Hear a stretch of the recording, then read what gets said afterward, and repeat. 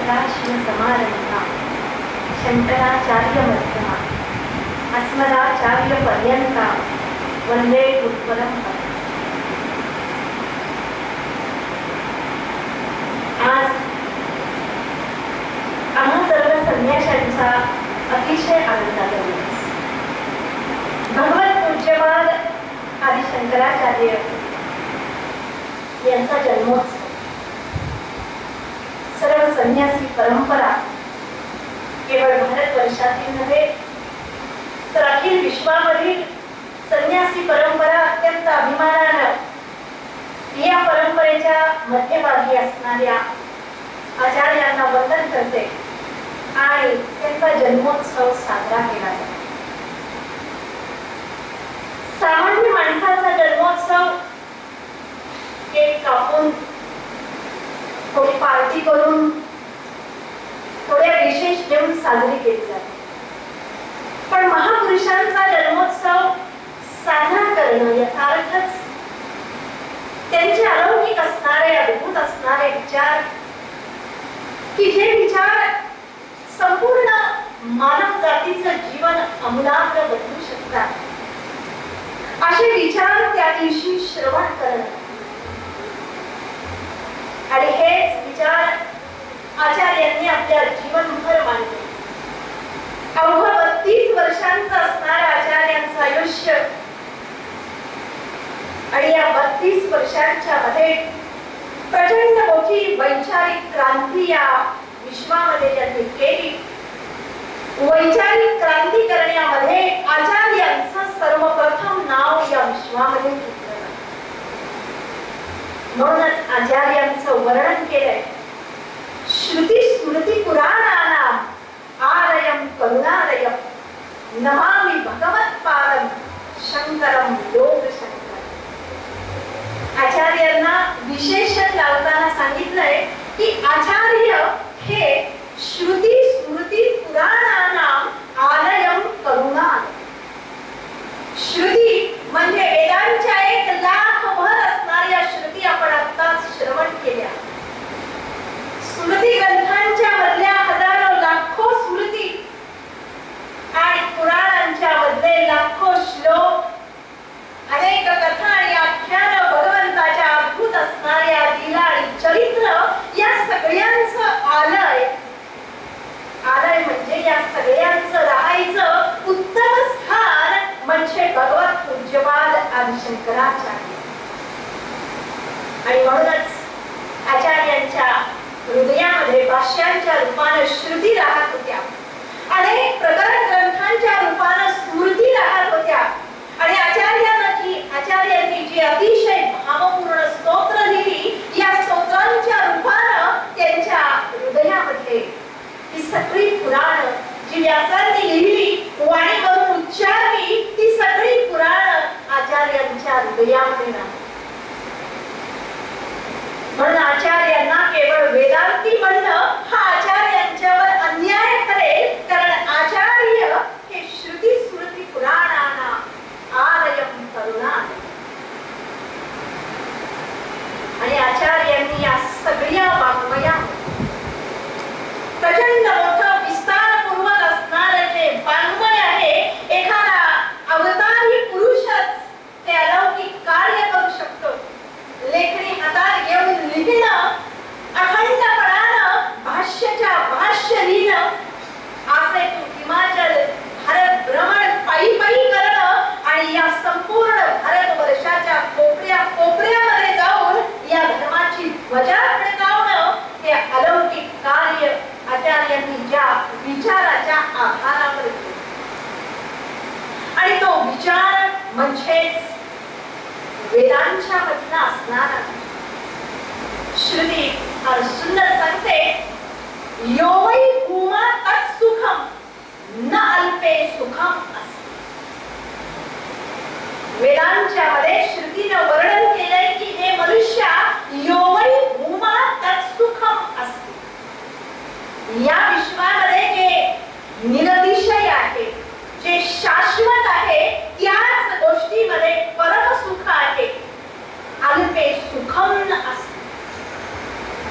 अल्प गोष्टीमध्ये म्हणजेच नाशवान आणि अनित्य या दृश्य विषयांच्या मध्ये भोगांच्या मध्ये लेश मात्रही सुख नाही. आणि हाच विचार आचार्यांनी शेवटपर्यंत सगळ्या भाष्यांच्या मधून शब्दांच्या मधून या जनमानसावर रुजवण्याचा प्रयत्न केला. सर्व प्रकारानं भज गोविंदम या ग्रंथामध्ये तर आचार्य नास्ति ततः सुख लेश सत्य असे कितीतरी श्लोक आणि आचार्यांची कितीतरी पवित्र असणारी विधान आहे की आचार्य हाच श्रुतीचा विचार आपल्या मनावर ठसवण्याचा प्रयत्न करतात. आणि या सगळ्या मनुष्य जातीला हे निरतिशय सुख प्राप्त करण्यासाठी योग्य दिशा देण्याचा प्रयत्न. आपण सर्व या ठिकाणी जमलेलो साधक आहोत. साधकांच्यासाठी अनेक साधना ग्रंथ आचार्यांनी लिहिले. मी नेहमी सांगते की या मार्गामध्ये आल्यानंतर साधक अनेक कल्पना करूनच या ठिकाणी येतो आणि काळाच्या ओघात त्याला समजतं. जसजसं आपण भाष्य अध्ययन आणि श्रवण करायला लागतो, जसजशी प्रत्यक्ष साधना करायला लागतो, त्या वेळेस साधकानं केलेल्या या सगळ्या कल्पना निराश होतात आणि त्याच्या पुढे प्रश्न पडतो की नक्की साधना म्हणजे काय करायचं. हा पहिला प्रश्न. आणि दुसरा प्रश्न प्रत्येक साधकापुढे पडतो, म्हणजे जो साधना करत असेल त्याच्या पुढे पडतो की ही साधना नेमकी कोणत्या क्रमानं करायची. या साधनेचा नेमका क्रम काय आहे. कारण आज आणि अतिशय खालच्या अवस्थेमध्ये आहोत. वर्षानुवर्ष श्रवण जरी केलं असेल तरी आपण कशाही साधना करतोय. साधना सुद्धा मूळ प्रमाण करतोय. आज ध्यानाचा मूड आला म्हणून ध्यान करतोय. आज जपाचा मूड आला म्हणून जप करतो. एखाद दिवशी अचानक 10 महिन्यांनी सेवेचा मूड येतो म्हणून सेवा करतोय.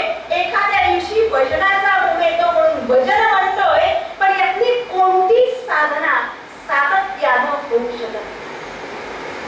आणि म्हणूनच या साधकाला समजावं म्हणून आचार्यांचा एक अतिशय सुंदर ग्रंथ आहे. खरं तर आपल्या सगळ्यांना हा ग्रंथ माहित आहे. ग्रंथाचं नावही माहित आहे, विषयही माहित आहे. तरी सुद्धा आज जो ग्रंथ आपण महिने शिकावा तो ग्रंथ मी अतिशय थोड्या वेळात सांगणार आहे. म्हणजे जे फक्त वर्षातून एकदा किंवा दोनदा येतात त्यांना एक ग्रंथ पूर्ण श्रवण केल्याचं समाधान मिळेल. आचार्य या ठिकाणी सांगतात, तुम्हाला ग्रंथ समजला असेल बरोबर. साधना पंचकम नावाचा आचार्यांचा अतिशय सुंदर अवघे 5 श्लोक आहेत. आणि एवढी उत्कृष्ट नियोजनबद्ध पद्धतीने आचार्य साधना देतात आणि क्रमशः देतात. आणि आचार्य प्रारंभ करतात वेदो नित्यम अधीयः. सुदैवाने आज याच्या पूर्वीचा आपला तोच भाग किंवा कार्यक्रम झाला. आचार्यांनी पहिलाच आदेश दिलाय वेदः नित्यम अधीयः.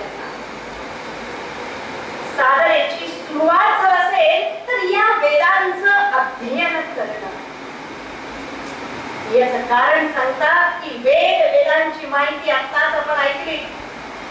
आपल्याकडे येणारे वेदो नारायण वंदनीय गाडगे गुरुजी यांनी हा योग घडवून आणला आणि अतिशय सुंदर आपण गेले 1.5 तास तुम्हाला थोडीफार नवीन माहिती समजली असेल. आपल्याला 100चा पाढा उलटा म्हणायला सांगितला किंवा काल सकाळची भाजी काय होती हे जर विचारलं तरी सुद्धा आठवत नाही. कल्पना करा या वेदो नारायणांनी लाखो वर्ष या मौखिक परंपरेमधून या लाखो श्रुती केवळ पठनामधून त्या पद्धतीनं म्हणल्या आणि ही परंपरा यापर्यंत आलेली. प्रश्न निर्माण होईल की असं एवढं म्हणायचंच कशाला. मला माहिती याचं उत्तर कोणीच तिथं दिलेलं नाही की पुढे जायचं, परत मागचा एक शब्द म्हणायचा आणि मग एवढं पाठांतर करू, त्याच्यापेक्षा गीता पाठ केलेली बरी, त्याच्यापेक्षा विष्णू सहस्रनाम पाठ केलेलं बरं असं तुमच्या मनात नक्की आलं असेल. पण वेद ज्या पद्धतीनं म्हटले जातात त्या सगळ्या स्वरांचा आणि मंत्रांचा आमच्या शरीर आणि मनावर सूक्ष्म परिणाम होत असो. तो विषय हा नाही.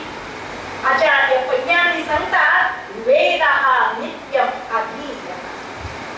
कारण सांगतात या सगळ्या वेदांचं सार जर काही असेल, वेद म्हणजे ज्ञानाचा सागर. या महान ज्ञान असेल, कोणतंही शास्त्र असेल, शिक्षणाची कोणतीही शाखा असेल, या सगळ्या शाखांचं यथावत ज्ञान या वेदांच्या लाखभर असणाऱ्या श्रुतींच्या मध्ये आहे. पण भगवान व्यास ज्यावेळेस या श्रुतींचं वेदांचं संकलन करतात त्यावेळेस जसं समुद्राचं मंथन केलं जातं आणि सार बाहेर काढलं जातं, तसंच वेदांचा हा सगळा समुद्र मंथन करून करून सार जर काही असेल तर शास्त्रकार सांगतात वेदात धर्मही निर्मग्न. वेदांच्या मधून मंथन करून केवळ हा धर्म म्हणजेच आमचा श्रेष्ठ असणारा आचार धर्म हे सार. पुढचा प्रश्न येईल, कारण मला अगदी थोड्या वेळात ग्रंथ संपवायचा आहे. आज आपण आचार्यांचं हे प्रकरण ग्रंथ हा संपूर्ण विषय पाहणार आहोत. मनामध्ये शंका येईल, हे नुसतं पठण करून काय मिळेल, त्याच्या पुढची साधना काय. आचार्य सांगतात तदुचितम कर्म स्वनुष्ठीयते. या वेदांच्या मध्ये धर्म, अर्थ, काम आणि मोक्ष या चारही पुरुषार्थांचं वर्णन करून ते कसे मिळवावे याचं वर्णन केलंय. वेदांचं अध्ययन, पठण, श्रवण केल्यानंतर जर काही करायचं असेल तर त्या वेदांच्या मध्ये जे विविध कर्म सांगितलेलं आहे त्या सत्कर्मांचं तू अनुष्ठान. याचं कारण भगवान गीतेमध्ये सिद्धांत म्हणतात नाही कश्चित क्षणमपि जातु तिष्ठत्य कर्म. कर्म केल्याशिवाय माणूस एक क्षणभरही जिवंत राहू शकत नाही. मग करायचं असेल तर भगवान आचार्य सांगतात वाईट करण्यापेक्षा काय कर, चांगलं कर्म कर. परंतु पुन्हा प्रश्न आहे चांगलं कोणतं आणि वाईट कोणतं. आणि म्हणून सांगतात आचार्य तदुदितम कर्म. भगवान गीतेमध्ये सांगतात तस्मात् शास्त्रम प्रमाणं ते कार्य व्यवस्थित. वेदांच्या मध्ये विहित आणि निषिद्ध दोन्हीही कर्म सांगितलेली आहेत. काय करावं आणि काय करू नये हे ठरवताना वेदांनाच प्रमाणभूत माना. आचार्य आणखीन पुढे जातात वेद विहित कर्म ज्या वेळेस तू करशील त्यावेळेस ते कर्म केल्यानंतर पुढचा जर भाव असेल तर तेन कर्मणा तेने शस्य विधीयताम अपचिती. अपचिती म्हणजेच पूजा. या कर्मामधूनच तू भगवंताची आणि ईश्वराची पूजा करण्याचा प्रयत्न कर. प्रत्येक कर्म हीच पूजा. जसं आपण पूजा करतो पण पूजेला रोज वेळ मिळतोच असं तुमचे प्रॉब्लेम, तुमचे म्हणजे कलियुगातले प्रॉब्लेम. आणि म्हणून आपण प्रश्नही विचारतो माताजी रोज पूजा केलीच पाहिजे का. तुम्हाला भर उन्हाळ्यात 4 दिवस बिना लोणीचं ठेवलं तर मिळालं असेल. आचार्य या ठिकाणी सांगतात हरकत नाही, ती पूजा हा एक साधनेचा भाग आहे. पण आमच्या आयुष्यामध्ये जे जे प्रत्येक कर्म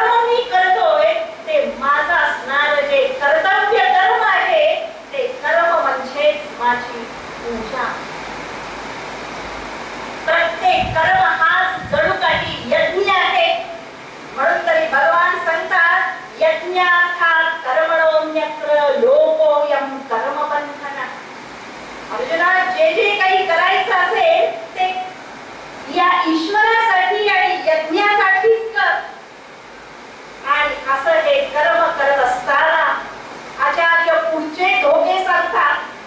किती बारीक विचार केलाय. नाहीतर एका बाजूला विहित कर्म मनुष्य करीत राहील, जे जे वाट्याला आलेलं असेल ते करत राहील, पण त्याचबरोबर स्वतःच्या कामना पूर्ण करण्यासाठी सुद्धा कर्म करेल. म्हणून आचार्य पुढची साधना देतात, कामे मतिस्त्यज्यता. आज रोज ज्या भयंकर कामना तू निर्माण करतोस, स्वतःला एका बाजूला आपण साधक म्हणवतो खरं, 2 क्लास ऐकले, 2 उपनिषद ऐकली, 5000 जप केला, देवापुढे 2 दिवस शांत बसलं की आपल्याला वाटतो आपण साधक आहोत. आणि नंतर हाच साधक एकीकडे वैराग्याचं प्रवचन ऐकेल आणि दुसरीकडे जर हजारो कामना रोज निर्माण होत असतील तर याच्यामुळं मनोनैष्कर्म्यम न भवेत्. आचार्य सांगतात, कामे मतिस्त्यज्यता. जी जी काम्य कर्म आहे, कामना ठेवून केलेली कर्म, मी हे केलं की मला हे मिळेल, अशा अनंत ज्या कामना आहेत, या कामना कमी करण्याचा प्रयत्न. म्हणजे आयुष्यामध्ये निदान काही कर्म, बाकी कर्म तर शरीर यात्रा असतात, उदरभरणार्थ चालू आहे, पण आयुष्यात काही कर्म निष्काम आणि निस्वार्थ भावनेनं करण्याचा मग शंका येईल, याचा त्याग करून आम्हाला काय मिळणार आहे? आचार्य सांगतात, पापौघं परिपूयता. आमच्या आत जे आज भयंकर पाप आहे, रागद्वेषादी असणारी ही अशुद्धता आहे, क्षणाक्षणाला क्रोध, लोभ, मोह, कपट, असूया हे विकार आहे, हे सगळे विकार आपोआप कमी होतात. कामना कमी झाल्या, कोणत्याही कामना असतील तर आपोआपच हे मन अतिशय शुद्ध होतं आणि मन शुद्ध झाल्यानंतरच, पापांचा ओघ कमी झाल्यानंतरच, कारण पापांचा ओघ शब्द वापरलाय, आपली पाप किती आहेत? 1 नव्हे, 2 नव्हे, 3 नव्हे, या जन्मातली नव्हे, मागच्या अनेक जन्मांच्या बदली अनंत जी पाप आहे, हा सगळा ओघ नाहीसा करावा.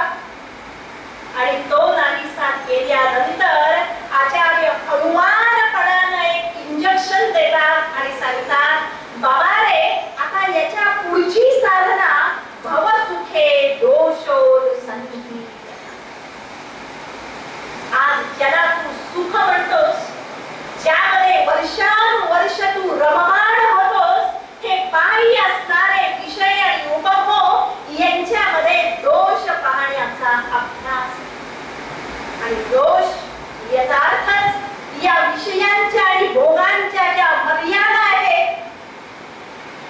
वशिष्ठ महामुनींनी प्रभू श्रीरामांना हाच उपदेश दिला पुन्हा पुन्हा की रामा, या सगळ्यांच्या दृश्याचं जे स्वरूप आहे ते पहा आणि विचार कर. म्हणून इथे तुला पहिला अध्याय असेल, योग वासिष्ठातलं पहिलं प्रकरण असेल, त्याचं नावच आहे वैराग्य. प्रभू श्रीरामांनी या सगळ्या संसारातले दोष दाखवलेले आहेत, ज्याच्यामध्ये मी पुन्हा पुन्हा रममाण होतोय, याचं स्वरूप पाहण्याचा प्रयत्न. निदान सत्संगामध्ये आल्यानंतर हे स्वरूप पाहण्याचा मनुष्य थोडासा विचार करेल. आणि म्हणून आचार्य इथं सांगतात, भवसुखे दोषोनुसंधीयता. जरी सांगितलं संसारामधले दोष पहा, पण आचार्यांनाही माहित आहे, संसारामध्येच राहून संसारातले दोष, तुम्ही म्हणता ना, राहायचं पाण्यात आणि वैर कुणाशी, माशाशीच वैर, राहायचं घरादारामध्ये सगळ्यांच्या बरोबर आणि सगळ्यांच्या बरोबर राहून त्यांच्यामध्येच दोष पाहिजे.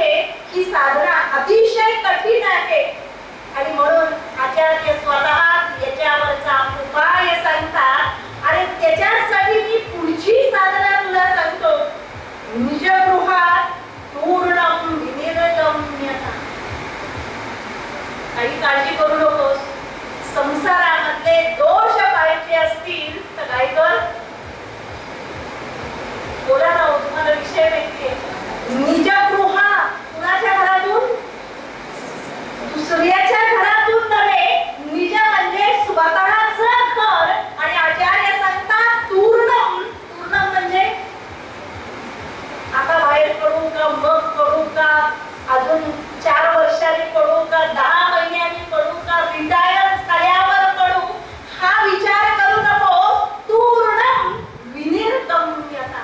इथेही आचार्य मुद्दाम शब्द वापरतात. नुसतं गम्यता नव्हे, विशेषेण. कारण आपला एक पाय घरात आणि एक पाय जाऊ का नको असे द्वंद्व आहे. आणि म्हणून आचार्य सांगतात विशेषेण गम्यता. याचं कारण हे शरीर, हे मन, ही बुद्धी जोपर्यंत याच्यात थोडीशी बाहेर येत नाही तोपर्यंत माणूस हा साधक विचार करू शकतो. किंवा आचार्य सांगतात निजगृहात पूर्णम विनिर्गम्यता. केवळ शरीरानं बाहेर पडणं म्हणजे बाहेर नव्हे, नाहीतर शरीरानं घराच्या बाहेर आणि मनानं जर भोगांचाच विचार असेल, बाह्य जर चिंतन असेल तर त्याला गृहत्याग म्हणत नाही. आणि म्हणून सांगतात सर्वदा आसक्ती राहित्यम बोद्धव्यम. तू राहा घरामध्ये पण मनानं मात्र अतिशय अलिप्त आणि असंग राहा. आणि याचा या ठिकाणी पहिला श्लोक समाप्त होतो निजगृहात पूर्णम विनिर्गम्यता. आचार्यांनी शेवट करत असताना पहिल्या श्लोकाला सांगितलं आत्मेच्छा व्यवसीयता. नाहीतर आपण घरातून बाहेर का पडलोय हेच काळाच्या ओघात विसरण्याची शक्यता आहे. सर्व संत परित्याग का केला हे प्रयोजनच जर विसरलं. म्हणून त्याच्या पहिल्यांनी सांगितलं आत्मेच्छा व्यवसीयता. तू इच्छा निर्माण कर.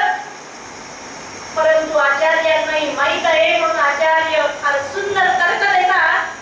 न केवलम इच्छा मात्रेण पुरुषार्थ लाभः. समजलं असेल बाबाळे, तुम्ही सुद्धा म्हणता आम्हाला सुद्धा कसली इच्छा आहे, आत्मप्राप्तीची इच्छा आहे. आम्हाला सुद्धा संसारामधून मुक्त व्हायची इच्छा आहे. वैतागलो की आपणही 10 वेळा म्हणतो भगवंत आता सोडव. आणि खरंच तो जर समोर आला तर त्यालाही आपण म्हणतो नाही आता नाही, एवढ्या लवकर तू येशील असं वाटलंच नव्हतं. जरा थांब. आणि म्हणून आचार्य मुद्दाम या ठिकाणी शब्द वापरताय आत्मेच्छा व्यवसीयता. नुसतं इच्छा निर्माण कर असं म्हणत नाहीये. व्यवसीयता म्हणजे त्या इच्छेचा विकास, म्हणजे ती इच्छा दृढ, अतिशय दृढ आणि तीव्र असणं आवश्यक आहे. आणि म्हणून या ठिकाणी सांगितलंय की इच्छा जर निर्माण व्हायची असेल तर निजगृहात पूर्णम विनिर्गम्यता. सगळे जण म्हणजे तुम्ही मनामध्ये अंतर्मुख होऊन, कारण 5 श्लोक आहेत, 4 ओळी आहेत, प्रत्येक ओळीत 2 साधना आहेत. म्हणजे टोटल किती? एकूण 40 साधना सांगितलेल्या आहेत. आणि अशा या सगळ्या साधना पहिला श्लोक ऐकल्यावर आपल्याला वाटेल इथपर्यंत तरी आपल्यामध्ये सगळं काही झालेलं आहे. आणि म्हणूनच आचार्य एक शब्द वापरतात व्यवसीयता. मुक्त होण्याची इच्छा नुसती असणं वेगळं आणि त्या इच्छेचा विकास होणं, ती इच्छा तीव्र तळमळ निर्माण होणं. म्हणून तरी भगवंतांनी सुद्धा अर्जुनाला सहजासहजी ज्ञान दिलं. अर्जुनासारख्या उत्तम शिष्याला सुद्धा कित्येक वर्ष गेली. भगवान कितीतरी सानिध्यामध्ये होते. 14 वर्ष वनवासामध्ये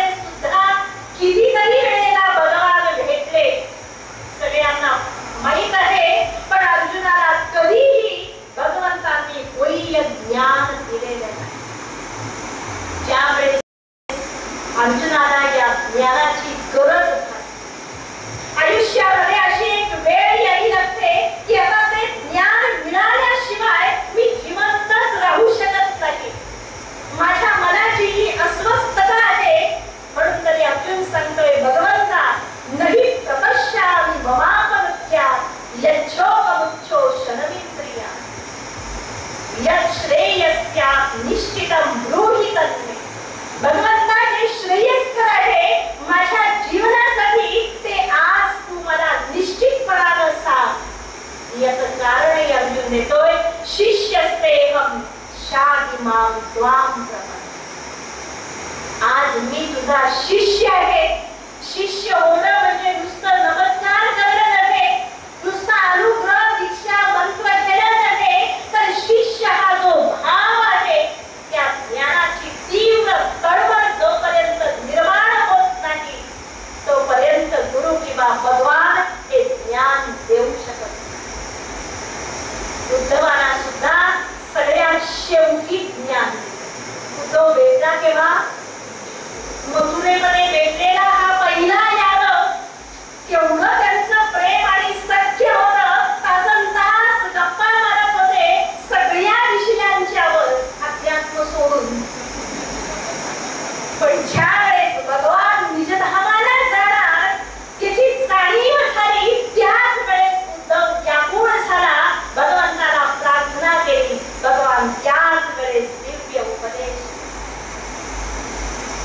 वसिष्ठ महामुनींनी प्रत्यक्ष भगवान विष्णूंना रामावतारामध्ये जे दिव्य ज्ञान दिलं, रामांची सुद्धा जी अवस्था झाली पहिल्या प्रकरणामध्ये, प्रभू श्रीराम स्वतःच मनोगत अवस्था या सगळ्या ऋषीमुनींना दशरथाच्या सभेमध्ये निवेदन करतात. आणि त्याच वेळेस राम सांगतात, मी नक्की येईल विश्वामित्रांच्या यज्ञ रक्षणासाठी, पण त्याच्या आधी माझे जे काही प्रश्न आहेत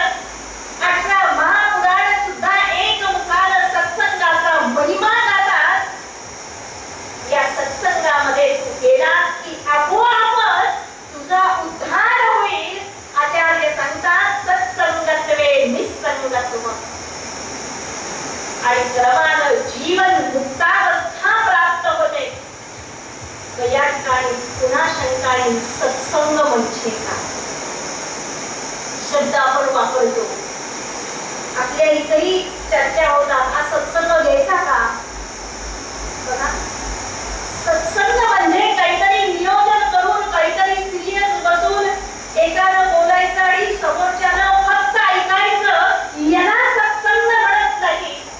म्हणून आमचे सगळे ग्रंथ पहा, सगळ्या ग्रंथांच्या मध्ये गीतेचा प्रत्येक अध्याय पहा, शेवटी शब्द वापरलाय श्रीकृष्णार्जुन संवाद. एवढा मोठा महान 35,000 श्लोकांचा योग वासिष्ठ नावाचा ग्रंथ लिहिला. त्याही ग्रंथामध्ये प्रभू श्रीराम आणि वसिष्ठ मुनी यांचा सुंदर संवाद. संवादामध्ये टेन्शन नसतं, संवादामध्ये ताण तणाव नसतात. हे मी विचारू का नको, कसं विचारू हाही प्रश्न नसतो. अतिशय सहजपणाने जो होतो संवाद, एकानं विचारावं आणि दुसऱ्यानं सगळं हे ज्ञान हळुवारपणानं उलगडून द्यावं. सगळे हे संत जर करत असतील, महापुरुष, तुम्ही कधीतरी वचनामृत वाचा ठाकुरांचं, रामकृष्णांचं. ते पुस्तक म्हणजेच हा सगळा सत्संग आहे. साधूंच्या सहवासात जाणं म्हणजेच सत्संग आहे. वेगळं काही त्याला नियोजन करण्याची आवश्यकता असते. असा हा सहज होणारा जो संघ आहे, या संघामधून म्हणून समर्थांनी वर्णन केलंय, तुझ्या दर्शने स्पर्शने सौख्यना. जे ज्ञान सहज दिलं जातं, ते ज्ञानाचं उत्तम साधन स्थान म्हणजे सत्संग आहे. आणि म्हणून इथं शब्द वापरलाय संग हा सत्सुद्धी. कारण संत जे जे बोलतात, प्रवचनात बोलू देत, माईक समोर आल्यावर बोलू देत, माईक समोर नसताना बोलू देत, कधीही केव्हाही कोणत्याही प्रसंगामध्ये बोलू देत, जे जे बोलतात ज्ञानदेवांच्या भाषेत सांगायचं असेल तर ये हृदयीचे ते हृदयी खात. जो अनुभव या हृदयात आला, शब्द हे केवळ माध्यम आहे, याला सत्संग असं म्हटलंय. आणि आचार्यांना हा सत्संग अभिप्रेत आहे. सत्सुविधीयता. मग या सत्संगामध्ये गेल्यावर जर काही होत असेल, सत्संग म्हणजे सॉरी कुठला कोर्स नव्हे, कुठली रिट्रीट नव्हे, काहीतरी एक चेंज म्हणून जाणं म्हणजेही सत्संग नव्हे.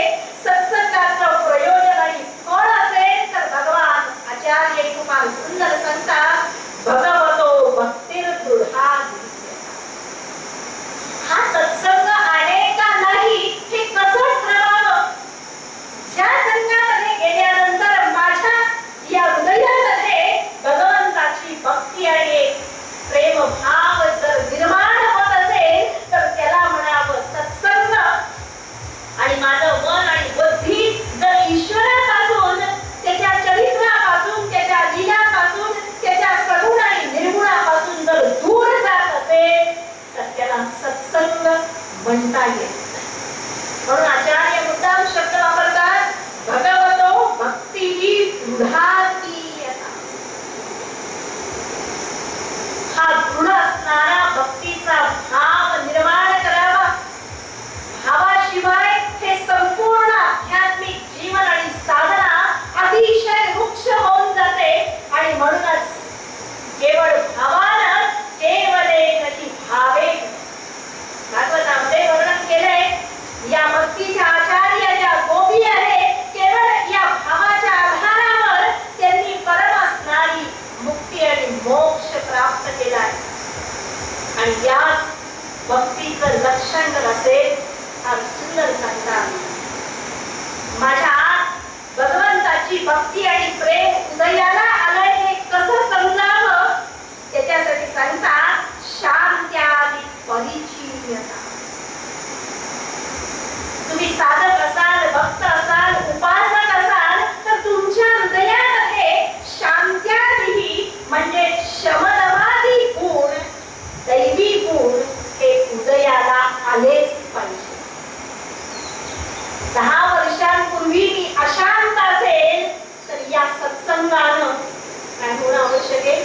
या भक्तीनं, या भावानं माझं मन क्रमाक्रमानं शांत, शम, दम, उपरम, तितिक्षा, श्रद्धा, समाधान ही सगळी जी शक्त संपत्ती आहे. म्हणून तरी आचार्य प्रार्थना करतात, दमय मनः शमय विषयं नृपतृष्ण. माझं मन शांत होणं हाच या सगळ्या भक्तीचा आणि साधनेचा परिपाक आहे. आणि म्हणून सांगतात वसिष्ठ महामुनींनी सुद्धा ज्यावेळेस मोक्षाचे 4 द्वारपाल सांगितले, शमः, विचारः, संतोषः, साधु समागमः. पहिला शम सांगितलाय. साधकामध्ये शांती एवढी पाहिजे. या महापुरुषांचं दर्शन का घेतात? कारण त्यांचं दर्शन सगुणाचं जरी घेतलं, नुसतं जरी पाहिलं तरी सुद्धा आपलं मन शांत व्हावं. कारण एकच आचार्य या शमाची साक्षात मूर्ती आहे.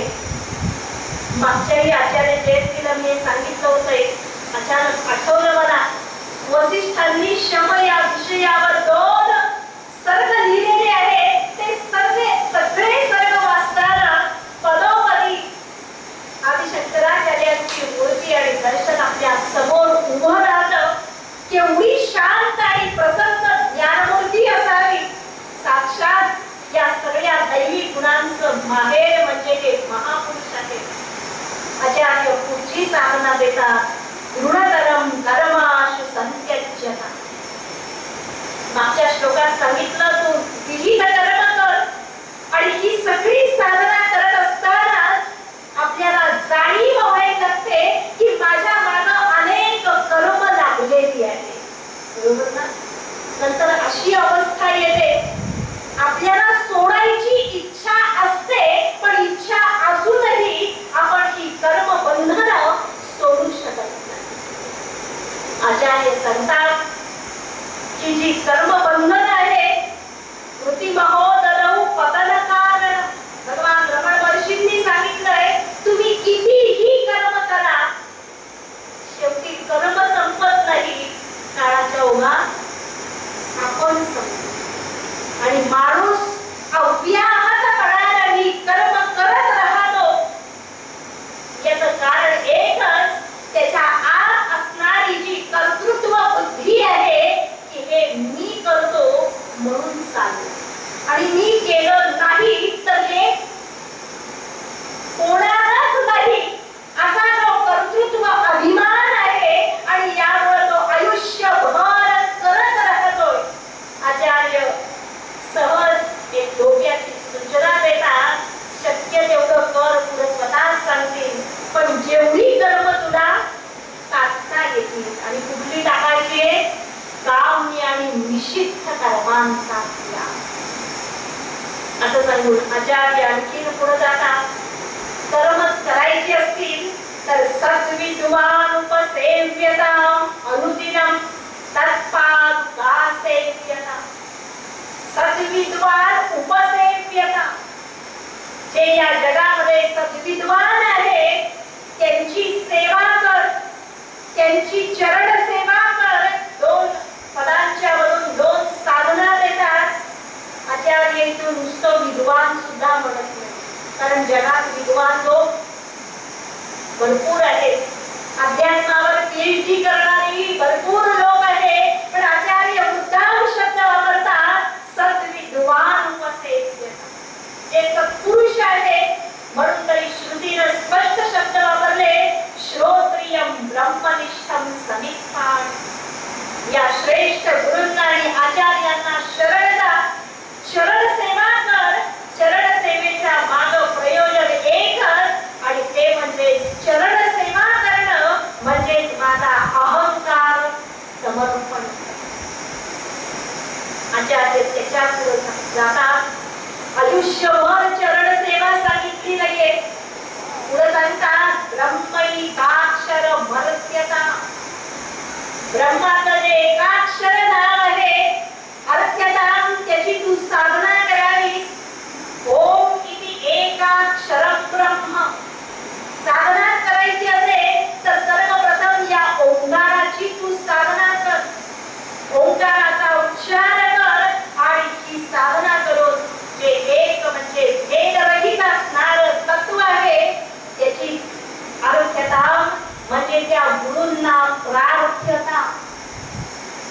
गुरूंना मागायचं जर काही असेल तर चांगली नोकरी दे. ते व्यावहारिक मागण्यापेक्षा, कारण व्यावहारिक तुम्हाला तुमच्या प्रारब्धाप्रमाणे जे काही मिळायचं ते मिळणारच आहे. या सत्पुरुषांना मागायचं जर असेल तर ब्रह्मैकाक्षर मनस्यता, या एकाक्षर ब्रह्माची मागणी कर. श्रुतिशिरो वाक्यम समाकरण्यता. गुरु वाटत बघत असतात तुम्ही ते ज्ञान केव्हा याचना करताय. तुम्ही थोडीशी जरी तयारी दाखवली तरी सुद्धा गुरु ते ज्ञान द्यायला प्रारंभ करतात आणि त्यावेळेस समाकरण्यता काय करतो, सम्यक आकरण्यता. गुरु जे सांगतील ते एकाग्रतेने श्रवण कर. किंवा श्रुतिशिरो वाक्यम, श्रुतींचं शिर म्हणजेच मस्तक, वेदांचं मस्तक म्हणजेच वेदांत शास्त्र. या वेदांत शास्त्राचं तू श्रवण कर. आणि श्रवण कर म्हणजे असे हजारो श्लोक जर ऐकत बसलास तर एवढा आयुष्यामध्ये वेळही नाहीये. ज्या वेळेस ते गुरु महावाक्याचा उपदेश करतील, तत्वमसी. आपण इथं प्रकरण पाहिलंय, 4 महावाक्य आहेत, त्यांचं श्रवण कर. म्हणून आचार्य पुढची लगेच साधना देतात, वाक्यार्थश्च विचार्यता. ही महावाक्य जी आहेत त्यांच्या अर्थाचा विचार कर. अहम ब्रह्मास्मि, प्रज्ञानम ब्रह्म, तत्वमसी, अयमात्मा ब्रह्म. या वाक्यांच्यावर विचार करणं याचा अर्थ अद्वैताचा विचार. अद्वय तत्वज्ञानाचा विचार कर आणि सगळी जी द्वैत मत आहे त्या सगळ्या द्वैत मताचा निराश कर. हे सगळं करताना श्रुतिशिर पक्ष समाश्रियता. ज्यावेळेस तू श्रुती ऐकशील त्यावेळेस श्रुतींचा आधार घे. कारण शास्त्राच्या या सखोल सागरामध्ये अध्ययन करायला लागलो की तिथं सुद्धा अनेक मतभेद आहेत. भगवान एक सांगतात, श्रुती वेगळंच सांगते. असा ज्यावेळेस प्रसंग येईल त्यावेळेस श्रुती स्मृती विरोध येतो. श्रुतीदेव बलीयसी. या श्रुतींना म्हणजे वेदांनाच प्रमाणभूत मान. आणि नंतर सांगतात दुष्करता सुधीरम्यता. हे शास्त्र अध्ययन करताना जे बुद्धी तर्क कुतर्क करे, आपल्या बुद्धीला मुळातच सवय आहे कशाची, व्यवहारामध्ये सुद्धा जिथं आपण तर्क करतो, काही सांगितलं की त्याच्यावर आपले 10 प्रश्न तयार आहेत. शास्त्रकार सांगतात हे तर्क वितर्क करण्यापेक्षा या सगळ्या दुष्तर्कांच्या पासून निवृत्त हो. कारण तर्क हा अप्रतिष्ठान. या जगात तर्कशास्त्र हे असं एक शास्त्र आहे, तुम्ही एक युक्तिवाद दिला की दुसरा युक्तिवादच त्या पहिल्या युक्तीला फोडून टाकतो, पुढचा युक्तिवाद दुसऱ्या युक्तीला फोडून टाकतो. म्हणून या जगात तर्क हे प्रमाण नाही. मग कोणी म्हणेल तर्काचा उपयोगच नसेल तर तर्काने युक्तिवाद सांगितला कशासाठी. आचार्य सांगतात श्रुतीमतः तर्को संधीयता. तर्क आवश्यक आहे, युक्तिवाद आवश्यक आहे. कारण शास्त्रकार 3 साधना देतात. श्रोतव्यः, हे थोडक्यात सांगते, मंतव्यः, निदिध्यासितव्यः. पण श्रवण करायचं असेल तर श्रुतींचं करावं. मंतव्यः, मनन करण्यासाठी युक्ती आवश्यक आहे. म्हणजे कुठली युक्ती जी श्रुतीला अनुकूल आहे, श्रुतीला प्रमाण मानून केलेली जो युक्ती आणि तर्क असेल त्याचं ग्रहण करावं. आणि तिसरं प्रमाण अनुभूत्या, जी आज मला अनुभूती येते त्या अनुभूतीनं पुढे काय करावं, निधिध्यासना करावी. त्याच्या पुढे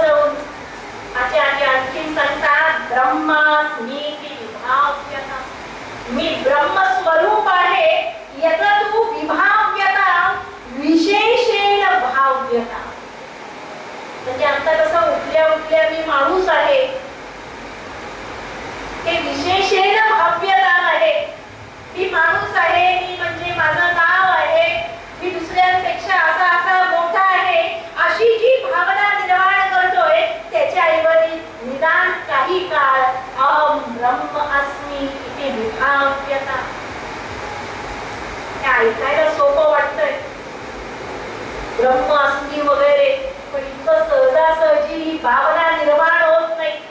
आणि ती जर निर्माण व्हायची असेल त्याच्यासाठी आचार्य लगेच अतिशय स्पष्टपणानं प्रॅक्टिकल साधना देतात. बाबा रे, त्याच्यासाठी आहाहा आहाहा गर्वहा पवित्यज्यता. समजलं असेल, रोज शब्द वापरलाय आहाहा आहाहा, म्हणून कोणीच असा दावा करू नये की आता माझ्यामध्ये अहंकार नाहीच. आचार्य सांगतात आहाहा आहाहा प्रतिदिनं जायमानः गर्वः परिसमन्तात्यज्यता.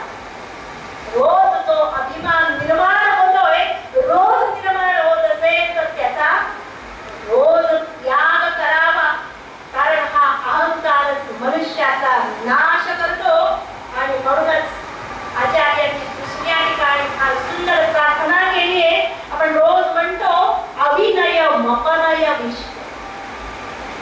माझा जो अभिनय आहे, त्या अभिनय म्हणजे उद्धटपणा, हा गर्व नाहीसा हवा. आणि तो जर व्हायचा असेल तर मागच्या सगळ्या साधनांनी गर्व वाढण्याची शक्यता आहे. आपण म्हणतो सुद्धा माझ्यातला अहंकार सगळा गेलेला आहे, परंतु आचार्य सांगतात हा अहंकार सहजासहजी जात नाही. वरवर जरी समजलं, आचार्य सांगतात मा कुरु धनजन यौवन कर्म. किंवा भगवंतांनी तर अतिशय कठोर शब्दात सांगितलंय, अर्जुना एवढं मी तुला सगळं सांगितलंय, अभजेत्व अहंकारा न श्रोष्यसि विनक्ष्यसि. मी हे सगळं सांगितलंय, ते जर अहंकारानं ऐकलं नाहीस तर तुझा नाश होईल. पण हा अहंकार जर मुळासकट नाहीसा करायचा असेल तर आचार्य पुढची साधना देतात. देहे अहमतिरुच्यता. या देहाच्या आत जी अहम बुद्धी आहे, देहात्म बुद्धी आहे, या अहम बुद्धीचा तू त्याग करावास. कारण ही अहम बुद्धी जी या शरीराबरोबर सहजपणानं राहते, जन्मल्यापासून मरेपर्यंत राहते. आणि ही अहम बुद्धी म्हणजे सगळा संसार आहे.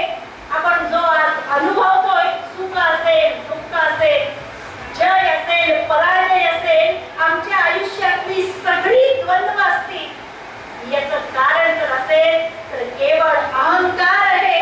म्हणून आचार्य फार सुंदर स्पष्टीकरण देतात. जयाचा अहंकार असा असतो, जितः अहम अस्मि मत्समानः कोपि नास्ति. समजलं? मी जिंकलो आहे आणि आता इथं माझ्यासारखं कोणी श्रेष्ठ नाही. आणि याच्या उलट पराजय जर झाला तर बरोबर याच्या उलट वृत्ती निर्माण होते, पराजितः अहम अस्ति मदीया विद्या ज्ञानं च निरर्थकम् अस्ति. मी पराजित झालो आणि त्यामुळे माझं सगळं निरर्थक आहे, माझं जीवनच व्यर्थ आहे. इतका हा माणूस निराश आणि हताश होतो. अशा या दोन भावना सतत आयुष्यामध्ये निर्माण होतात. याच्या मागे कारण एकच, तो म्हणजे देहे अहम बुद्धी. आचार्य ही साधना देतात, या अहम बुद्धीचा त्याग. फार सुंदर वसिष्ठांनी हा विषय फार सुंदर मांडलाय. योग वासिष्ठामध्ये वसिष्ठांनी सुंदर निर्णय सांगतात. रामा, चित्त आणि शरीर हे जे दोन घटक आहे ते म्हणजे संसार आहे.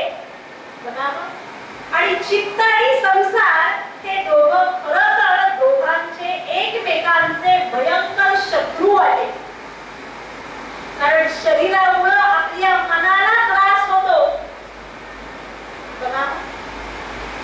कसा होतो? चिंतन करा. साधं डोकं दुखायला लागलं की मन इतकं अस्वस्थ होतं आणि चित्ताला त्रास झाला की त्याचा त्रास शरीराला होतो. हे दोघं बाहेरून मित्र असल्यासारखं दाखवतात, पण आपण काय आहे? एकमेकांचे महाभयंकर शत्रू आहे. आणि म्हणून आचार्य ज्यावेळेस ही साधना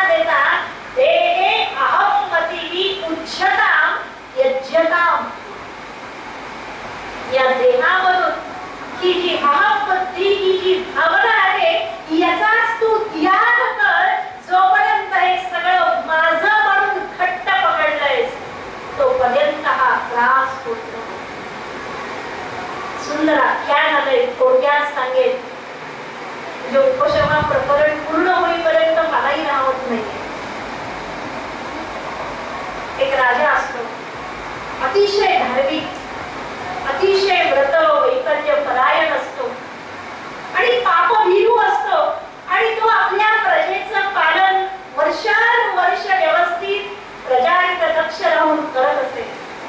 पण मनामध्ये इतका हळवा असतो, मुळातच पापभीरू असणारा, धार्मिक श्रद्धावान असणारा हा राजा प्रजेला शासनही करीत असे आणि प्रजेवर अनुग्रहादी कार्यही करीत असे.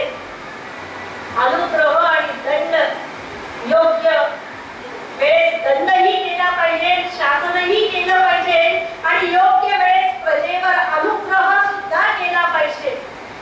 आणि त्यावेळेस त्यानं स्वतः निरीक्षण केलं की प्रजेवर अनुग्रह केला की याला आनंद व्हायचा आणि कधी कुणाला शासन केलं की याला मनामध्ये खूप दुःख व्हायचं की दुसऱ्या व्यक्तीला असं त्रास देणं, दंड देणं त्याच्या त्या कोमल मनाला पटत नसे. आणि हळूहळू त्याला या गोष्टीचा इतका त्रास व्हायला लागला. त्याच्याकडे एक ऋषी आहे, त्यांना ऋषींना हाच प्रश्न विचारला की आता मला असं वाटतंय हा राज्यकारभारही सोडून द्यावा, की अशी दोन्ही कार्य एकाच वेळेस जमत नाही. शासन करणं, अनुग्रह करणं यानं माझं मन खूप दुःखी होतं. त्यावेळेस त्या ऋषींनी याला फार सुंदर उपदेश केला आणि सांगितलं, बाबा रे, अनुग्रह करणाराही तू नाहीस आणि दंड करणारा सुद्धा तू नाहीस. त्याच्यामधली जी अहमवृत्ती आहे हे मी करतो, मी राजा आहे, ही वृत्ती जर काढून टाकलीस आणि मग कर्म केलंस तर त्रास होणार. हाच आचार्यांनी जे एका वाक्यात सांगितलंय, अहम मतिरुच्छता, विस्तारपूर्वक त्या ठिकाणी वर्णन करून सांगितलंय. आपण सुद्धा हा जर प्रयत्न केला, सगळं करा. रामांना हाच उपदेश दिला, रामा प्रवाह पतिकृन जे जे समोर कर्म येईल ते करीत राहणं, पण मनानं पद्मपत्र विवाहसा अलिप्त राहणं. आचार्य पुढची साधना देतात, फार आवश्यक पुढच्या साधना आहेत, छोट्या आहेत पण आवश्यक आहेत. उदजनैः वारहा परित्यज्यता. अहंकार आणखी मुळापासून काढायचा असेल तर आपल्यापेक्षा जे विद्वान आणि ज्ञानी लोक आहेत त्यांच्याशी कधीही वाद करू नये. जिज्ञासेनं प्रश्न जरूर विचारावे, परंतु त्यांच्याबरोबर वाद करू नये. आणि वाद करणं म्हणजे त्यांच्या समोर स्वतःचा अभिमान प्रकट करणं. वादे वादे तत्त्वबोधः न जायते. आचार्य पुढे जातात, हे सगळं करून मनाची शांती जर, नैश्चल्य जर ठेवायचं असेल, आणखीन पुढे साधना सांगितलीये, शुद्धव्याधिष्ट चिकित्स्यता अनुदिनं निक्षौषधं भुज्यता. शुद्धा म्हणजेच जी भूक आहे ती काय आहे, व्याधी आहे, रोग आहे. म्हणजे आता तुम्हाला लागली असेल तरी आपण पूर्ण करणार आहोत. आपल्या जिव्हाळ्याचा हा विषय आहे. साधना म्हणजे केवळ प्रवचन ऐकणं नव्हे, रोजचं जीवन आमचा प्रत्येक क्षण ही साधना आहे. आणि क्षुधा ही जी भूक आहे, माणसाला अनेक गोष्टींची भूक असते. आचार्य सांगतात की भूक म्हणजे केवळ एक रोग आहे हे लक्षात ठेव. आणि रोगाचं नियंत्रण करायचं असेल तर आपण काय करतो, चिकित्स्यता. तुम्ही म्हणता ना आता डायग्नोसिस केलं पाहिजे, डॉक्टरांच्याकडे गेलं पाहिजे, तसं करावं. चिकित्स्यता म्हणजे निवार्यता. आणि या व्याधीवर औषध जर असेल, आचार्य शब्द वापरतात, अनुदिनं भिक्षौषधं भुज्यता. नुसतं अन्न सेवन करा असंही म्हणत नाहीये. रोज जर अन्न ग्रहण करायचं असेल तर ते भिक्षेचं असणारं अन्न सेवन करावं. कसं, यथा औषधं रुचिम अनपेक्ष तिक्तम कटुवा भुज्यते. औषध ज्या वेळेस डॉक्टर देतात त्यावेळेस ते कडू असेल,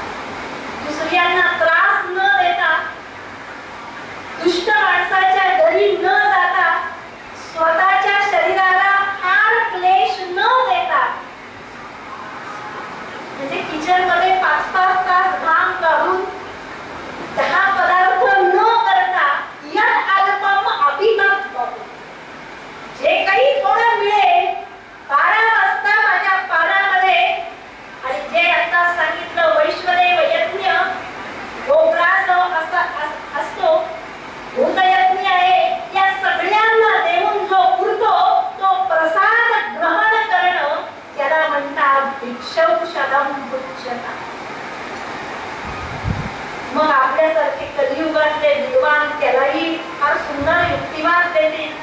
आचार्यांनी किती विचार केलाय की अहो भिक्षेचं आणि भिक्षाटनाचं प्रयोजन एकच, क्षुधारूपी व्याधी म्हणजे भूक नाहीशी करणं. पण आम्हाला भूक नाहीशी करण्यासाठी जर काय मिळालं, रुचिभूता भिक्षा. आमच्या भाग्यातच जर स्वादिष्ट भिक्षा असेल, श्रीखंड आणि बासुंदी जर असेल, चांगले चांगले पदार्थ जर असतील, तर ती भिक्षा सुद्धा क्षुल्किमर्तिका, त्यानं सुद्धा भूक निवारण होते. मग किमर्थम औषधवत सेव्या, मग उगीच औषधाप्रमाणे भिक्षा का बरं सेवन करावी, म्हणजे स्वादुभूता एव भिक्षा किमर्थम न मोक्षा, म्हणजे स्वादिष्ट भिक्षा का बरं घेऊ नये. म्हणून आचार्य सांगतात नाही नाही, स्वाद्वन्नम न तु याच्यता. स्पष्ट आदेश दिलाय. आमच्या आयुष्यामध्ये आपण किती वेळ या जिभेसाठी घालवतोय. जास्त बोलत नाही, अनेक वेळेला तुम्ही श्रवण केलंय. आचार्य ही साधना देतात की खरोखरच ही साधना म्हणजे आमच्या या जिभेवर नियंत्रण आणि स्वादू अन्नाची म्हणजे त्या अन्नार्थम यत्न हा न करतव्या. आज मला काय मिळेल, उद्या मी काय करेन, परवाचा मेनू काय, आयुष्य हे सगळं ठरवण्यात जे माणूस घालवतोय. इथं सांगतात बाबा रे, या इच्छेचा स्तुत्याग. मग तुम्ही म्हणाल आम्ही काय उपाशी राहू का, नक्की काय खावं. आचार्य तेही सांगतात विधिवशात प्राप्तेन संतुष्यता. तुला विधिवशात प्रारब्धानं जे काही मिळेल, मग ते काहीही असेल, स्वादू असेल किंवा भिक्षान्न कसंही असेल, त्याच्यावर तू संतुष्ट राहा. कारण या जगाचा या उत्तराचा नियम आहे, जे तुला मिळणार यदभावी न तद्भावी भावीचेत न तदन्यथा. माझ्या आयुष्यामध्ये प्रारब्धाप्रमाणे जे जे काही मिळेल, केवळ अन्न नव्हे, सगळे उपभोग, ऐश्वर्य, धन, संपत्ती किती आणि कसं मिळावं, काय मिळावं ते तुम्ही ठरवलंय. हे प्रारब्धानं माझ्या कर्मानं ठरवलेलं आहे. ते मिळेल त्याच्यामध्ये संतुष्ट राहा. आणि ते मिळाल्यावर पुढची साधना दिली आहे औदासीन्यमभीप्स्यता. त्याच्यामध्ये उदासीन राहा. नाहीतर 1 लाखाची लॉटरी लागली की उडवून जाशील आणि काहीच मिळालं नाही तर निराश आणि बतास होशील. या द्वंद्वांचा त्याग करून या ठिकाणी समता सांगतात. म्हणून तरी सांगितलंय उदासीन हे वृत्ती जीवी. उदासीन याचा अर्थच सगळ्या द्वंद्वांच्या मध्ये सम राहणं, हर्ष विषाद रहित राहणं. म्हणून तरी भगवान सांगतात अर्जुन यम विनव व्यतयन्ते ते पुरुषम पुरुषविषम. आमच्या आयुष्यामध्ये काहीही येईल, जे काही येईल त्याच्यामध्ये शांत आणि सम राहण्याचा अभ्यास. त्याच्याही पुढे जाऊन आचार्य आणखी मार्मिक साधना सांगतात जनकृपा नैष्ठुर्य मुत्सृज्यता. साधारण हा भाग कुठे सांगितला जात नाही. जनेषु कृपाच नैष्ठुर्यं च उत्सृज्यता. या मार्गामध्ये साधक आला की तो जनांच्यावर कृपा करण्याचा प्रयत्न करेल. आचार्य सांगतात बाबा रे, तुला लोकांच्यावर कृपा करण्याची आवश्यकता नाही. कारण हा भाव दोघांनी नमस्कार केला की आपोआपच भाव जागृत होतो की मी याच्यावर कृपा करेन, मी कोणीतरी मोठा आहे. आचार्य सांगतात या कृपेचाही त्याग कर. आणि दुसरे सांगतात नैष्ठुर्यं उत्सृज्यता. जनांच्या बद्दल निष्ठुरता सुद्धा ठेवू नको, आसक्तीही ठेवू नकोस. आणि निष्ठुरता म्हणजे कठोरता सुद्धा ठेवू नकोस. त्याच्या पुढे सांगितलंय शीतोष्णादि विषय्यता. शीत आणि उष्ण विषय्यता विशेषेण संयता. विशेषत्वानं सह याच्यामध्ये समतोल राहा. आणि हे सहन करताना आणखीन एक नियम दिलाय. सहन कसं स्पष्टीकरण खूप वेळा पाहिलंय आपण, पण ते सहन करताना सांगितलंय न तु वृथा वाक्यम समुच्चार. हा एक महत्वाचा अभ्यास किंवा साधना देतात. साधक सगळं करतो, पण बोलण्यानं आपण सगळी साधना आणि सगळी तपश्चर्या एका शब्दानं सुद्धा नाहीशी करतो. आणि म्हणून मौन साधना सांगितली आहे. वृथा वाक्यम, व्यर्थ वाक्य ज्याचा उपयोग दुसऱ्याला नाहीये, माझ्या स्वतःला नाहीये, अशी सगळी वाक्य विनाकारण उच्चारू नकोस. आणि हा जर अभ्यास व्हायचा असेल, कारण लोक मोठी नाव समोर माणूस दिसला की बोलावंच लागतं आम्हाला. नाही बोललो तर म्हणजे बोललं तरी पंचायत आणि नाही बोललं तरी प्रॉब्लेम आहे. आणि म्हणून आचार्य सांगतात हरकत नाही, याचा अभ्यास करायचा असेल. सगळ्यात शेवटचा श्लोक आचार्य सांगतात एकांते सुखमास्त्यता. काही काळ का होत नाही एकांत वासामध्ये जावंस, कारण द्वयोः अपि भवेत् नादः. स्पष्टीकरण देत नाही. दोन माणसं एकत्र आली ने आली की आपोआप आवाज होतोच. विविक्त देश सेवित्व. पवित्र स्थानामध्ये एकांत स्थानामध्ये जा. म्हणून तरी समर्थांनी सांगून ठेवलंय नसे रावते धाम सोडून घ्यावे, म्हणा सुखालागी आरण्य सेवीत जा. जिथं माझा नाम नाही, जिथं ईश्वराचं अधिष्ठान नाही, जिथं ईश्वराच्या नामाचा उद्घोष नाही, ते स्थान सोडून जावं आणि एकांत वासामध्ये जाऊन ही साधना करावी. परतरे चेत समाधीयता. या परमतत्वामध्ये सम्यक आधीयता. माझं हे मन नित्य ठेवावं, यामधून ध्यान साधना सांगितली. कारण एकांत वासामध्ये जाऊनही काय करावं हेही सांगणं आवश्यक आहे. तिथं गेल्यानंतर परमतत्वाचं ध्यान, यथार्थ ध्येये सक्तम मनोयस्य ध्येयम एव अनुपश्यति. माझ्या ध्येय या ईश्वरालाच पाहावं आणि ते पाहून पूर्णात्मासु समीक्षता. जो पूर्णात्मा आहे, सर्वज्ञ सर्वशक्तिमान सर्वव्यापी, या चराचरामध्ये भरलेलं जे तत्व आहे, त्याच तत्वाचं सुष्ठू ईक्षता म्हणजे दर्शन घ्या. हे केवळ शब्द नाहीये. आत्मदर्शन, परमात्मदर्शन सोप्या भाषेत म्हणून तरी संतांनी लिहून ठेवलंय की अरे उठता बसता फिरता स्पर्श करता बोलावा विठ्ठल, करावा विठ्ठल. एक एक पाऊल जरी टाकायचं असेल तरी आमच्या जीवनामध्ये या ईश्वराचं अखंड असणारं जे स्मरण आहे, नाम विठोबाचे घ्यावे, मग पाऊल टाका. याला म्हणतात पूर्णात्मा सुसमीक्षता. जगदिदं तत्पात्रं दृश्यते. या जगामध्ये ज्यावेळेस आपण जगू आणि व्यवहार करू सातत्यानं, जसं वसिष्ठांनी रामांना पुन्हा पुन्हा सांगितलं, हे सगळं बाध कर, हे सगळं दृश्य खरोखरच मिथ्या आहे. याच्यामध्ये लेश मात्रही तथ्य नाही.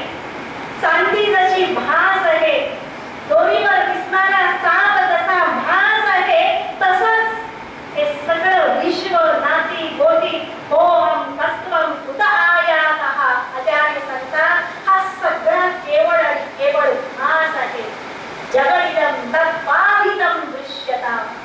आणि सगळ्यात शेवट आचार्य तीन साधना देतात. प्राक कर्म प्रविलाप्यतां चितिबला न अपि उत्तरैः श्लिष्यतां प्रारब्धं विमुच्यता. चितिबला म्हणजे ज्ञानबला. तुमच्या आत जे काही तुम्ही थोडंसं श्रवण केलं असेल, त्या ज्ञानाच्या सामर्थ्यानं पहिलं जर करायचं असेल तर सगळ्या संचित कर्मांचा नाश. ज्ञानाग्नी सर्व कर्माणि. नंतर उत्तरही म्हणजे ज्ञानोत्तर जी कर्म कराल त्याच्यामध्ये न श्लिष्यता. त्या कर्मांनी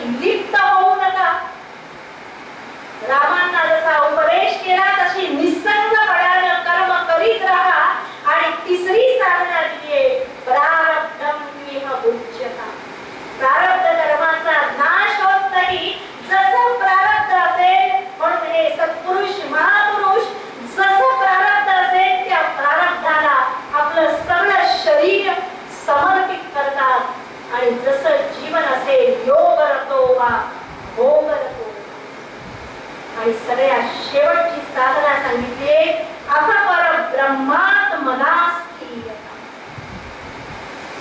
हे सगळं झाल्यानंतर अथ म्हणजे यानंतर जर अवस्था असेल म्हणजेच प्रारब्धाचा क्षय झाला की शरीर ज्यावेळेस पडेल त्यावेळेस शरीर पातानंतर परब्रह्मात्मनास्थीयता. मी स्वतः जसं गड फुटला की घटामधलं आकाश स्वरूप होत तसंच हे शरीर या ज्ञानी पुरुषांचं पडलं की ते स्वतः परब्रह्म स्वरूप विवेक कैवल्यावस्था प्राप्त होते. श्रुती जे वर्णन करते नस पुनरावर्तते नस पुनरावर्तते. काय सुंदर आचार्यांनी सुरुवात केली आणि शेवट क्रमाक्रमान असणाऱ्या या 40 साधना एखाद्या जिन्याप्रमाणे सोपानाप्रमाणे सांगितलेल्या आहेत. या साधनांची सुरुवात केली वेदो नित्यम अधीन. आचार्यांनी सुरुवातीला सत्कर्म आणि सदाचार हाच सांगितला. याचं कारण एकच. आचार्यच आपल्या दुसऱ्या एका ग्रंथामध्ये म्हणतात जंतूनाम नरजन्म नरजन्म दुर्लभ आहे. तस्मात वैदिक धर्म मार्ग परता. वैदिक धर्मामध्ये परायणता दुर्लभ आहे. त्याच्यामध्ये ही आत्मानात्म विवेचन दुर्लभ आहे आणि मुक्ती याच्यामुळे अतिशय दुर्लभ आहे.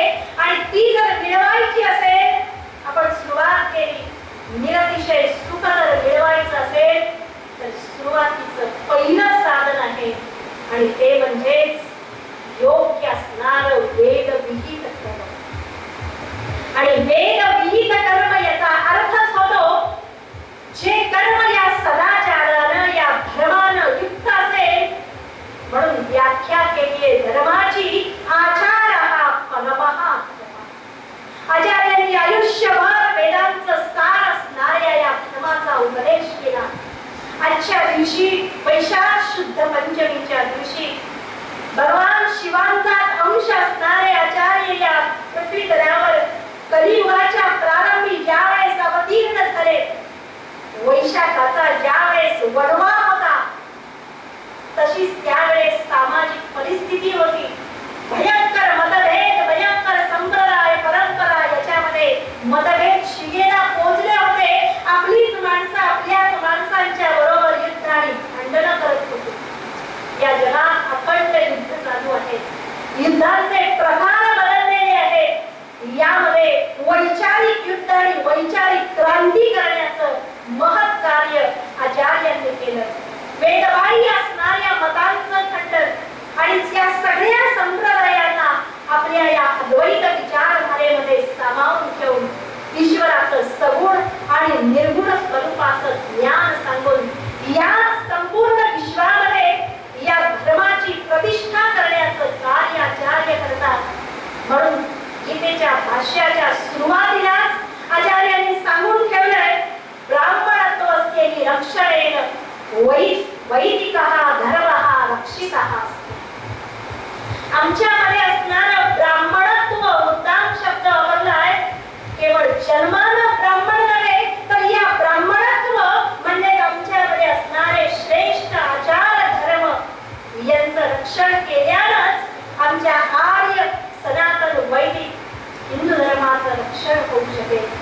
आज आमचा सगळा समाज आमचा सगळा धर्म किंबहुना ही सगळी मानवजात ज्या युद्धाच्या पार्श्वभूमीवर जीवन जगत आहे त्या सगळ्या युद्धांच्या मध्ये जर विजय प्राप्त करायचा असेल या सगळ्या परिस्थितीला सामोरं जायचं असेल तर या समाजामध्ये जगामध्ये या खऱ्या धर्माची स्थापना आवश्यक आहे. आणि ही स्थापना करायची असेल केवळ युद्धाच्या गप्पा मारून आपल्या कोणी देशीमध्ये बसून गप्पा मारून आपण इतकी धर्माची लढाई जिंकणार नाही आहोत. हा धर्म प्रत्येक माणसाच्या आत मनामध्ये जागृत झाला पाहिजे. आणि हेच कार्य 1200 वर्षांच्या पूर्वी आदि शंकराचार्यांनी केलं आणि तीच परंपरा आपल्या गुरूंच्या पर्यंत आलेली आहे. आणि म्हणून आमच्या सगळ्यांचं दायित्व ठरतं आचार्यांच्या उपदेशाचा. अद्वैत तत्वज्ञानाचा उपदेश असेल स्तोत्रांच्या मधलं ज्ञान असेल किंवा धर्माचा केलेला उपदेश असेल. आचार्य आले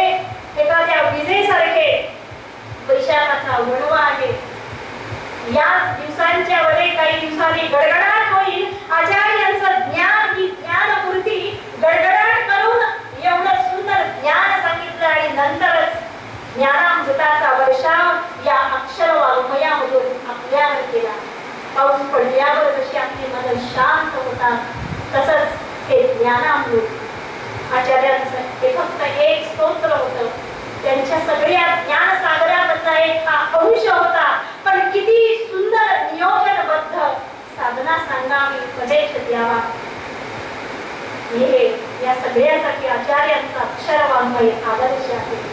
मला असं वाटतं आजच्या या दिवशी आचार्यांचा एक शब्द जरी आमच्या आयुष्यामध्ये उतरवता आला तरी आपण हा खरा जन्मोत्सव साधना करू शकतो. आचार्यांच्या मध्ये असणार ज्ञान, ज्ञानाचं तेज, धर्माचं ओज, जे जीवन जगण्यासाठी तर जिद्द देतच पण मृत्यूला सुद्धा सामोरं जाण्याचं धैर्य देतं. असं गुह्य दिव्य ज्ञान धर्मबुद्धी आमच्याही अंतःकरणात जागृत हो अशी आचार्यांच्या चरणी प्रार्थना करूया. आचार्यांच्या चरणी कोटी कोटी प्रणाम करून याच ठिकाणी